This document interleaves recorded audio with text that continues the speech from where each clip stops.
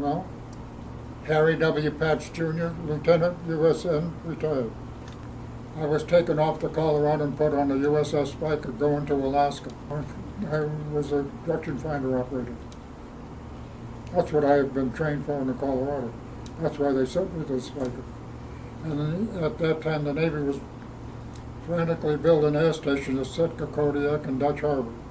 And you had to take bearings on there. They navigated with the fathometer and radio direction finder, and we followed the 100-fathom curve up the coast. And the Spica had dropped off part of a load at Sitka, and we got to Kodiak, and we dropped off some more, and we're supposed to go to Dutch Harbor and drop off the rest of it. And I was on watch midnight of the December 6th, and I hadn't got relieved. So about 6:30 the next morning, I was on watch and copied the message, air raid in Pearl Harbor, this is no drill. I handed the message to the captain, and he says, I don't believe it, I don't believe it. I says, Captain, believe it, they're saying it over and over. Air raid in Pearl Harbor, this is no drill.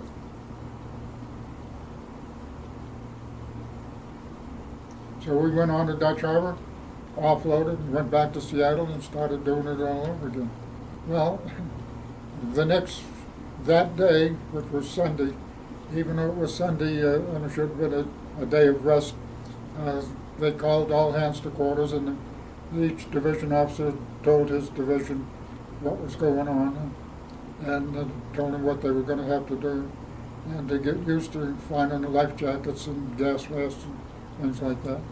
Well, we would make a lot of trips to Alaska from Seattle to Sitka, Kodiak, and Dutch Harbor, Alaska, and then turn around and come back again, up until the time that the Japanese had invaded Alaska and took over Kiska and Aleutian.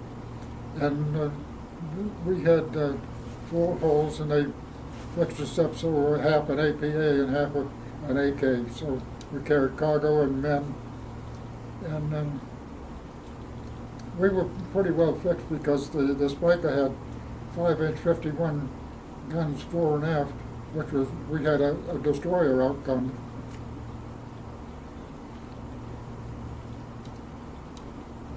And I guess we went into several times into Masco Bay in Aleutian. The Japanese were still pretty heavy involved, and they were dropping Marines off there and soldiers and Canadian forces. And probably the most nervous part was while we was in this bay offloading, in comes a flight of about 16 Japanese Betty bombers came up from the Coral Islands. And it looked like we had it because no way we could get under and get out of there. And somebody got on the radio, and Novrodamchitka was an Air Force, well, it was an Army Air Corps base of had P-38 fighters, and a bunch of them came up like bumblebees, and they shot down every one of them. Not one of them not ever got to the horizon. That was probably the closest narrow escape that we had during the defending and driving the Japanese out of the Aleutians. Usually we had either a Coast Guard or sometimes a destroyer or PC that had sonar equipment that went with us. So we never went alone anymore. Before Pearl Harbor, we often sailed by ourselves, but after that, we went up the inside passage, which kept us protected to go from Seattle to Sitka, and then partly over to Kodiak. There was a big naval air station at Kodiak, and we were bringing stuff there. And, the naval air stations were outfitted with Sitka, Kodiak, and Dutch Harbor were outfitted with squadrons of PBYs. And that was excellent for the Aleutians because they operated with radio direction finders, and they were able to patrol areas. First the invasion was in Aleutian.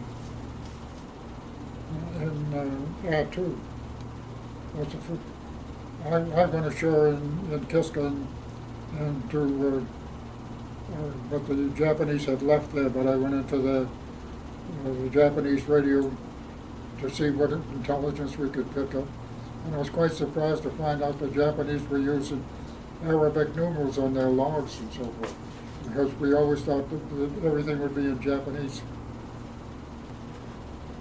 Well, I went into their radio shack and got their logs and so forth. Of course, the Japanese had all been either killed or taken, captured, or so there was one thing. Shortly after that, we got radar. Before Pearl Harbor, very few ships had any radar, but then we started getting radar right away. And while I was on the Spica, they sent me to the Ronton Navy Yard, and they had one of every kind of radar and a whole bunch of ensigns from Harvard, MIT, 90-day wonders that were lousy sailors but great instructors. And so they taught us everything they could about radar, and we got radar aboard the Spica. First they put a fire control radar, and they thought that was a big waste, so then they brought a SL, surface search and navigation radar, and gave the fire control radar to somebody that had really needed it, like a cruiser or an aircraft carrier. After Alaska, then we went down to the South Pacific and Kwajalein and some of the other far islands. We got down to an area where there's a place called Funafuti. You can find that on a map. And probably 200 or 300 ships getting ready to an invasion of some of the other islands, like the Philippines. Well, then I was assigned to the radio room, and I've gone aboard there as a third class, and I made second class and first class. And people were getting advancing, and the senior radioman on the Spica would get transferred off someplace, and we'd all move up a bit. They'd bring some new ones aboard, and wonder of wonders, I think I made chief in less than 4 years.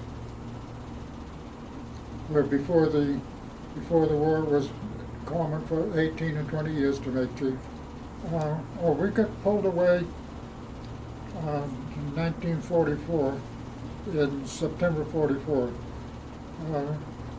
The nation was really worried about oil, and about a source of oil, and somebody found that there was oil flowing into the sea, about 300 barrels a day at Point Barrow, Alaska. And so they got an expedition together, a Liberty ship and a bunch of CBs and a Spica. The two of us went up there on an expedition to Point Barrow and set up oil drilling equipment. Then they found out that Prudhoe Bay, which was a couple of 100 miles to the east of us, had 100 times more oil. So Prudhoe Bay then, they had so much oil they finally built a pipeline from Prudhoe Bay down to Valdez, Alaska. And they always had 4 super tankers loading up with oil at the other end of that pipeline. I was the chief radioman on that expedition, and there was I think we only had 6 or 7 total radio on the ship. But we had a company of CVs, and we had a PBY that scout leads through the ice because there was a lot of ice to try to get through.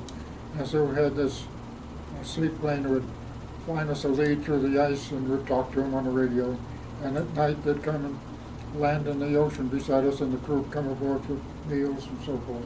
And the next morning they'd go out, jump in their airplanes, and off they go.